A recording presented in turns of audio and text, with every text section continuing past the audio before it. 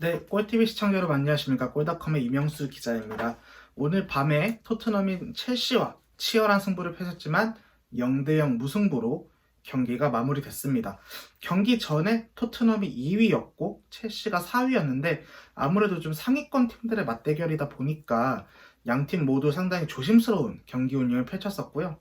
손흥민 선수 역시 이제 코너킥 키커로 나와서 좀 날카로운 크로스를 몇 차례 보여줬지만 아무래도 좀 슈팅까지 가는 찬스가 없었습니다. 양 팀 모두 좀 날카로운 공격 기회가 한두 번씩 정도는 있었는데 저희가 평소에 보던 이제 손흥민 선수와 케인 선수의 그런 호흡, 이제 거기서 만들어가는 공격 과정이나 골 장면은 없었습니다. 아무래도 첼시가 상당히 수비적으로 단단하게 이제 좀 블록을 쌓아서 나왔고요. 두 손흥민 선수와 케인 선수를 상당히 잘 봉쇄하는 모습이었습니다. 사실 토트넘도 마찬가지였고요. 토트넘도 첼시의 공격을 효과적으로 방어하면서 소중한 승점 1점을 가져오는데 성공했습니다. 이날 경기에는 저희 골닷컴의 리자르 킨셀라 기자가 이제 현장에 있었는데요. 이제 킨셀라 기자 같은 경우에는 첼시 담당 기자, 코레스펀던트로서 이제 첼시의 거의 모든 전 경기를 현장에서 취재하고 있는 기자입니다.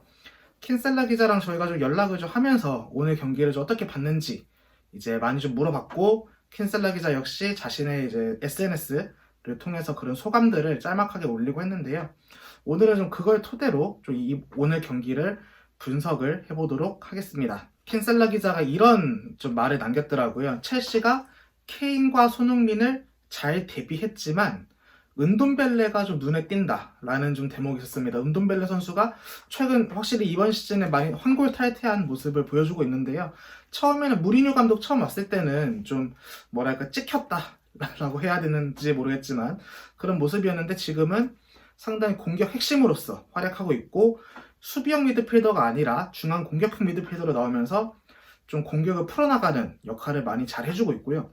첼시를 상대로도 좀 탈압박해가지고 공을 지켜내는 능력이 좀 개인적으로 상당히 인상 깊었고 킨셀라 기자 역시 그 점을 짚었던 것 같습니다. 그리고 전반전이 끝나고 좀 헤비급 권투 선수 2명이 녹다운을 두려워하는 좀 그런 경기 양상이었던 것 같다라고 하더라고요. 좀 이 말에 저도 좀 적극적으로 동의를 하는 게 양 팀 모두 승점 1점만 가져온다면 다행스러운 결과이지만 만약에 패한다면 상당히 좀 뼈아픈 경기 결과였었거든요. 왜냐면은 두 팀 모두 상위권에 위치한 팀이고 이번 경기 승리에 따라서 또 순위표가 요동칠 수도 있기 때문에 그렇기 때문에 더욱 좀 조심스러운 경기를 펼친 게 아닌가 싶고, 킨셀라 기자는 헤비급 이제 복싱 선수가 되게 좀 탐색전을 벌이는 것 같은 그런 전반전이었다라고 이제 평가를 했습니다. 그리고 킨셀라 기자 아무래도 좀 첼시 담당 기자이다 보니까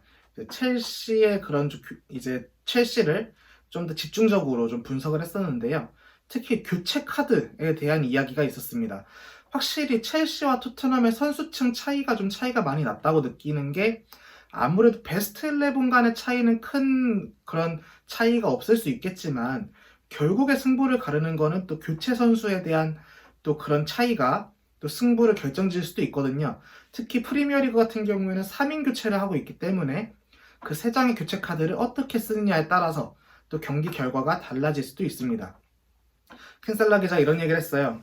첼시는 벤치에 하베르츠, 지루, 그리고 플리시치가 이제 워밍업을 하고 있다라는 얘기를 했는데 이 3명의 선수 모두 토트넘의 거의 주전으로 뛰어도 이상하지 않을 수준의 선수들이거든요. 사실 하베르츠 선수 같은 경우에는 이번에 정말 큰 이적료를 투자를 했고 첼시가 이제 보면은 베르너 선수가 나갔는데 그 자리에 하베르츠가 들어오고 지루가 들어오고 또 그런 상황들이 이어지다 보니까 확실히 후반전에는 첼시가 좀 흐름을 주도할 수 있었던 원동력이 되지 않았나 싶고요. 그리고 어쨌든 경기 결과는 0대 0이었지만 경기 막판에 두 팀 모두 한 번의 기회가 있었어요. 그 기회 모두 수비 실책으로 나왔던 그 장면들이었는데 먼저 이제 토트넘은 로든 선수가 머리로 백패스를 한다는 게 그만 좀 애매한 위치에 떨어져서 지루 선수가 그걸 잡아서 슈팅을 했는데 요리스 선수가 잘 잡아냈고요.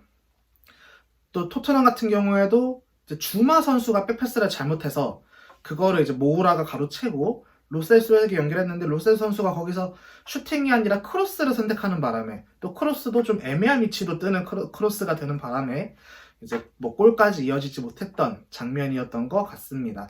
그래서 두 팀 모두 경기 막판에 각각 한 번씩 공격기가 있었는데 놓쳤고요.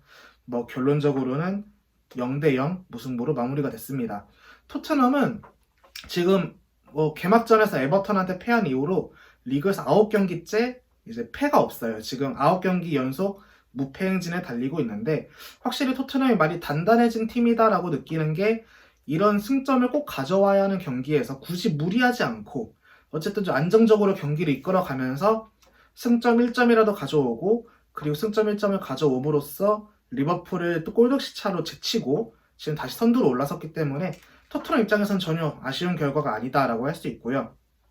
킨셀라 기자는 첼시 입장에선 좀 아쉬울 만한 경기였다. 첼시는 뭐 한 1대0 정도로 이길 만한 경기였는데 지금 비겼고 뭐 3위에는 올랐지만 좀 아쉬운 결과가 될 것이다 라는 코멘트를 남겼더라고요. 지금 첼시는 3위에 올랐지만 뭐 몇 번의 기회가 있긴 했었어요. 마운트 선수가 중거리 슈팅 때린 게 요리스 선수가 너무 멋진 선방으로 막아내기도 했었고요.